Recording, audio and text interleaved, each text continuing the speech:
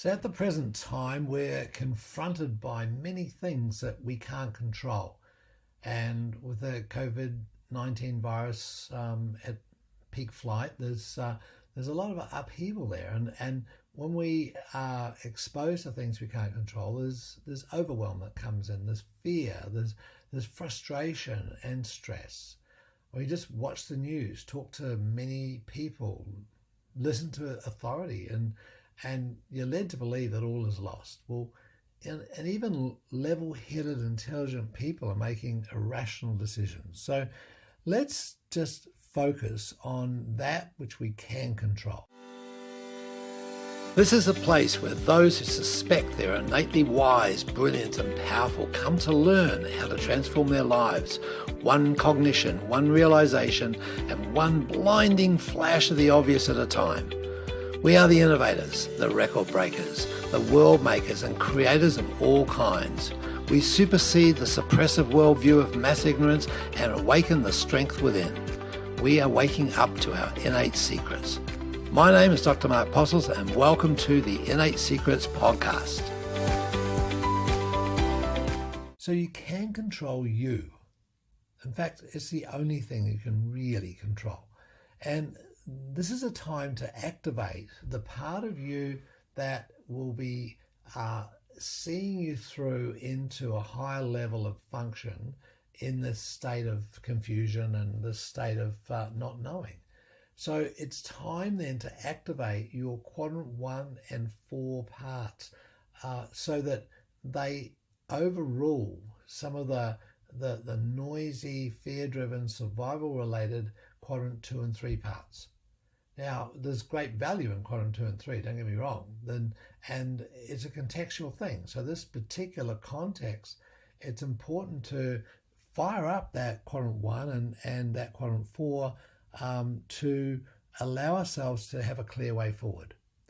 Now, Maslow, the great psychologist who came up with a hierarchy of needs back in the probably 70s, did a study on why only 2% of people ever reach the state of self-actualization. So he presented this pyramid structure, which had at the bottom of it our deficiency needs, so things that we had to have in order to survive, and there were things like physiological needs like food, water, shelter and so forth, and then there were the safety needs. And so in the context of safety, which is what we're discussing here today, it was all the things that had to do with making sure that we had employment and our health and our property and our family and social stability. And they're the things that are being challenged right now. They're the things that we're not trusting others necessarily, and we're not sure, whether we're going to have enough and to have enough provisions and so forth. That's hence the runs on supermarkets in recent weeks. And the next level up is belonging and love needs. So this is where family and connection and one-on-one contact with people is so important. And it goes up above there to esteem needs, so it's a title and recognition and authority. And then cognitive needs, so it's understanding. This now moves into growth needs. So this is the growth area of it. I wouldn't necessarily call them needs, but anyway, that's what he called them. And this is relative to this motivational model. So it's being challenged mentally, and then aesthetics, a nice environment, and then self-actualization, and then finally transcendence.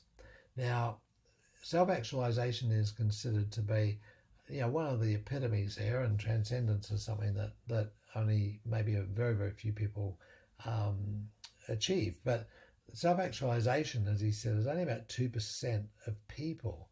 So he was really interested in this, and he looked at the characteristics of people who he considered to have qualified for self-actualization. So he identified 18 people, and those include people like Abraham Lincoln and Albert Einstein, and he identified 15 characteristics of these people.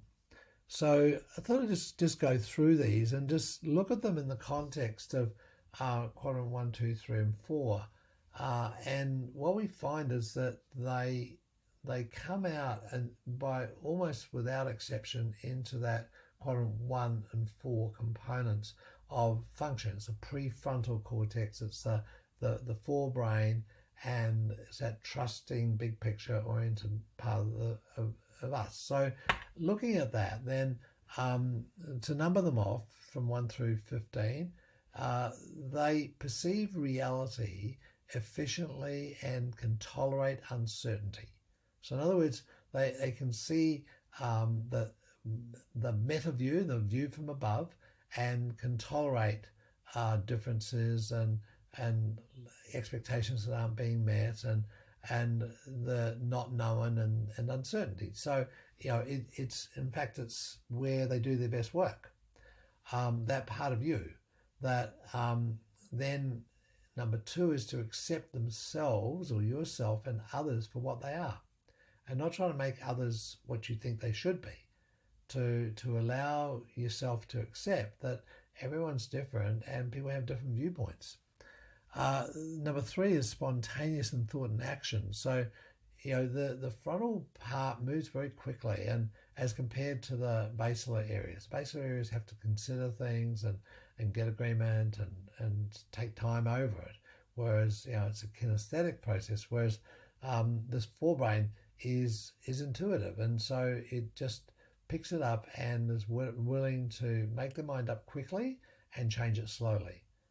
So number 4 is problem-centered, not self-centered. In other words, get people out of the picture. So get people out of the equation when it comes to making decisions, and look at the problem. Look at what it is that we're here to solve, rather than who's standing in the way and who's not doing this and not doing that. So an unusual sense of humor is number 5, and that comes with the essence of quadrant 1 and 4. Quite quirky, being willing to be in the thick of it, and up to one's eyeballs and alligators, so to speak, and still have a sense of humor. And so having that ability then to always look on the bright side of life, to coin a Monty Python phrase. So then number 6 is able to look at life objectively. So this comes from that 30,000 foot view, to get above and to look down and look at things as they are and see patterns, and to be objective about things without buying into all the dramas from the past and the way we feel and so forth. Those things don't feature in these in a self-actualized state. To be highly creative is number 7, and that's to see things in terms of possibilities, and this is a great strength of the quadrant 1 part. So this time when things are in a state of change, and there's downward pressure on the stock markets and the money markets, and there's not blood in the streets at this point, but there's certainly some very aggressive behaviors coming out of people, then is to stand above that and to be creative and to see things in terms of what is possible here to make a shift. The number 8 is resistant to enculturation, but not purposefully unconventional. So in other words, not going out of one's way to be an idiot or reactionary, but it is certainly not willing to go with just the culture just because it's the culture. So challenging the status quo, being disruptive, but not in a disrespectful way. This frontal area has a high concern for the welfare of humanity. It's a newly evolved or more recently involved part of our brain, and this allows us to see things in the bigger picture with the long-term vision, whereas the back part of the brain is always short-term oriented. It just wants to fix a problem and get back to safety. This is willing to go through discomfort in the frontal part of the brain and for the good of a longer term perspective. So this is in context of health and disease. To see this part of the brain sees disease as a as a process. It's a healing phase that we go through, and many in this area would call it a wellness expression. So when the snot's running and the temperature's high, it's the body's way of doing internal cleansing. If we stop it, if we suppress it, then we're opening ourselves up for problems. So looking at that from maybe a different view than convention would. Number 9 is concern for welfare of humanity. So in other words, in fact, this part of the brain, it embraces a paradox of it's really important to support humanity, and my life really doesn't matter. The life of humanity matters more. So it's somewhat sacrificial at that level, but it sees that it is from a higher source. So and this is where we let the soul flow in. We really are connected to our higher self, and we see ourselves as part of the body of humanity. It's not about being sacrificial though, and sacrificing a few for the good of the many. That's it's a communistic approach, and that's not what this is about. Number 10 is capable of deep appreciation of basic life experience. So looking at the beauty of the moment, and this is a key to going forward in this, is to be grateful for the moment, grateful for every single little thing that's happening. Number 11 is establish deep, satisfying interpersonal relationships with a few people. So it's not about being the star of the party and having lots and lots and lots of friends. It's about having deep and satisfying relationships with just a few. And there's just a few circle of people who are the reference point for this part of the brain. To see a number 12 is peak experiences, and to seek peak experiences is celebrate peak experiences. And peak experiences can be of the most minuscule things, but they're peak experiences. And then within this part needs to have a time when it can pull back. And so in this current environment, the need for privacy is really important. So being able to sort oneself and not have distractions and not have pressure and noise going on is an important factor. Number 14 is a democratic attitude. So in other words, it hears out people. It allows people to express themselves, and it's not there to ridicule or to put down other people or to demonize other people. And that's what the crowd tends to do. The crowd will get onto something and they will demonize it if they don't agree with it. And they will see shadows around every corner and tend to blame and justify their position because there's something that's different. That someone has a different attitude, different viewpoint. Whereas this part of the brain, the forebrain, is very democratic in this attitude, can take on all thought patterns. 15 is strong moral and ethical standards. So it has a reference that's of a high moral compass. It's a high moral fiber. So there are certain behaviors leading to self-actualization, and a couple of them we've mentioned in recent times in these podcasts, but I think they're worth repeating here. Firstly, experiencing life as a child with full absorption and concentration. So everything is new. Everything is it's a new experience.